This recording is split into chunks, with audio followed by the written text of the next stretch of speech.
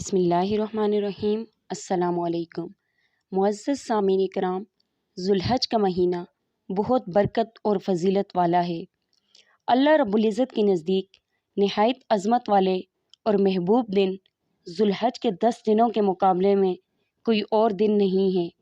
इसलिए इन दिनों में ला इलाहा इल्लल्लाह, अल्लाहु अकबर और अल्हम्दुलिल्लाह कसरत से ज़िक्र किया करें। अपना आज का वजीफ़ा बताने से पहले मेरी तमाम सामीन इकराम से दरख्वास्त है, अगर आप लोगों ने मेरे यूट्यूब चैनल को सब्सक्राइब नहीं किया तो मेरे चैनल को सब्सक्राइब करें, साथ बेल आइकन के बटन को प्रेस करें ताकि हर नई आने वाली वीडियो को नोटिफिकेशन आपको बआसानी मिल सके। वीडियो को लाइक करें और ज़्यादा से ज़्यादा शेयर करें ताकि सारे लोग इससे फ़ायदा उठा सकें। चलते हैं अपनी आज की इस वीडियो की जानिब। ज़ुल हज के पहले जुम्मे को नमाज ज़ोहर के बाद 2-2 रकात करके 6 रकात नमाज नवाफिल पढ़ें।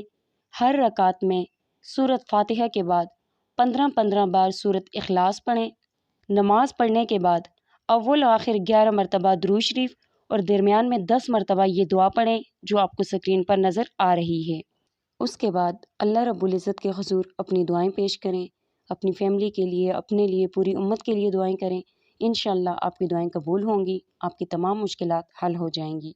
मुझे भी अपनी दुआओं में याद रखिएगा। अल्लाह हाफिज़।